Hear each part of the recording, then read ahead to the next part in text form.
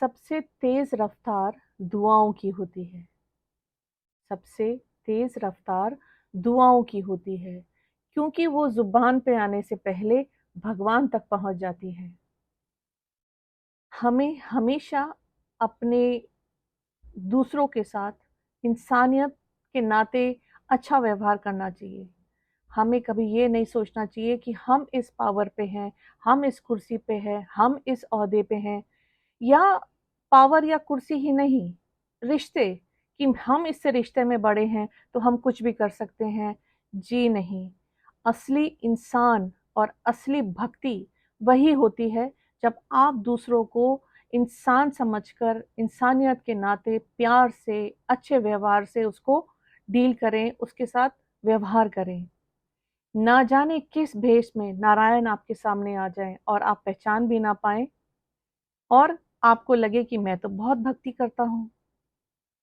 इसीलिए किसी की रूह को ना दुखाएं और उसके साथ हमेशा हमेशा कोशिश करें कि आपका व्यवहार अच्छा हो।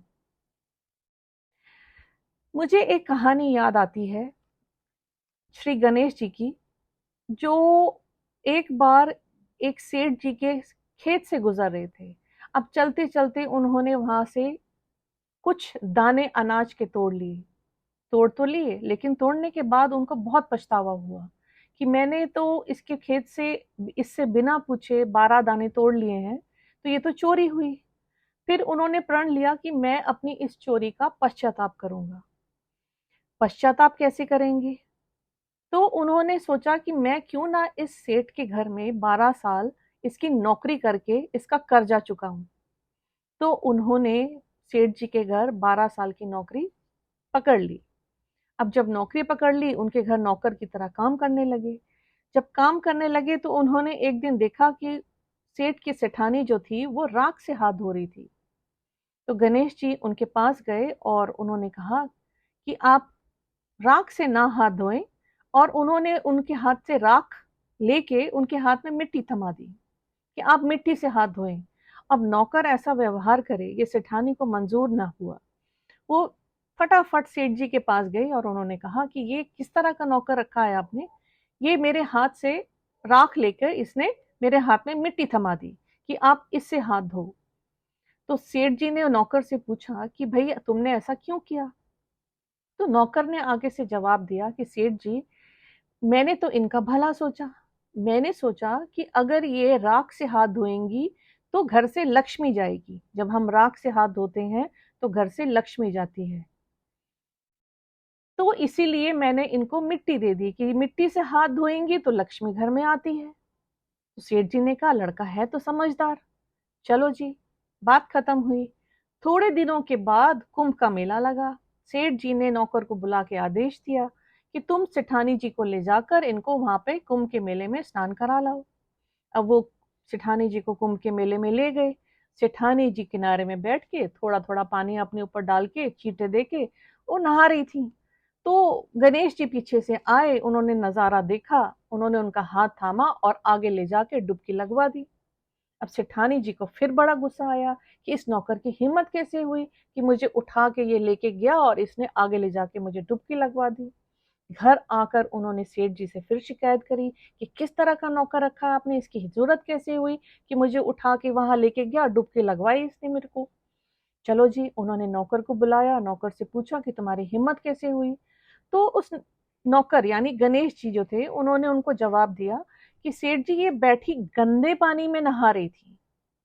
गंदे पानी में नहाने से इनको कोई सुकून, कोई भला नहीं होना था। इसीलिए मैंने इनका हाथ पकड़ के इनको आगे साफ पानी में डुबकी लगवा दी, ताकि इनको मन की शांति मिले, इनके धन वैभव में इस जन्म में ही नहीं अगले जन्म में भी वृद्धि हो। तो मैंने क्या गलत किया? अब सेठ जी को लगा कि बात तो लड़का फिर से ठीक कर रहा है, लड़का है तो समझदार। चलिए, फिर कुछ टाइम के बाद घर में पूजा थी। अब सेठ जी ने नौकर को फिर से बुलाया और कहा कि जाओ सेठानी जी को ले आओ पूजा के लिए। अब जब वो गणेश जी कमरे में गए तो उन्होंने देखा कि सेठानी जो है वो काला दुपट्टा पहन के पूजा के लिए जा रही हैं। तो उन्होंने क्या किया कि उस सेठानी जी का काला दुपट्टा लेके फाड़ दिया और सेठानी जी को कहा कि आप काला नहीं लाल दुपट्टा लेके पूजा के लिए चलिए। सेठानी जी को अब तो बहुत गुस्सा आ गया, वो गुस्से में तमतमाने लगी कि इस नौकर की इतनी हिम्मत कि इसने मेरा दुपट्टा लेके फाड़ दिया। और सेठ जी भी, उनको लगा कि कुछ नहीं कह रही है, सेठ जी का सिर चढ़ाया हुआ नौकर है। तो वो गुस्से में आकर पलंग पे लेट के सो गई। अब जब सेठ जी ने देखा कि इतनी देर हो गई सेठानी जी आई नहीं, तो वो कमरे में गए और उन्होंने देखा कि सेठानी जी तो सो रही हैं। सेठानी जी से उठाकर पूछा कि भाई आपको मैंने पूजा के लिए बुलाया था, आप तो आई नहीं। तो सेठानी जी ने उनको जवाब दिया कि आपके नौकर ने इतनी जरूरत की कि मेरा दुपट्टा लेके फाड़ दिया और मुझे कहता है कि लाल दुपट्टा लेके चलो।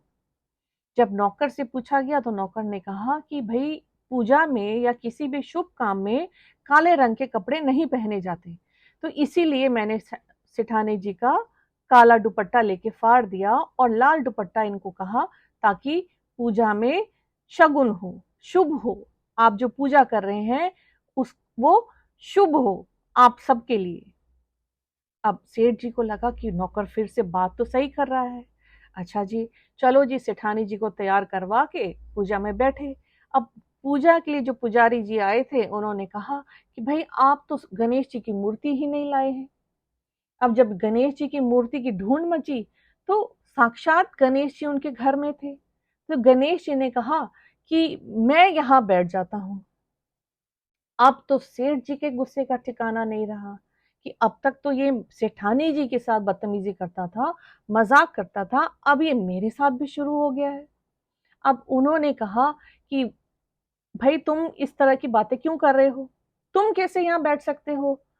तो थोड़ा गर्मा गर्मी में गणेश जी अपने असली रूप में आ गए और वहां जाके विराजमान हो गए।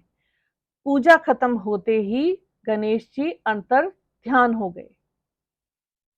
सेठ और सेठानी जी का तो आश्चर्य से ठिकाना ही नहीं रहा कि भाई गणेश जी साक्षात भगवान हमारे साथ इतने सालों से रह रहे थे और हमें पता ही नहीं चला।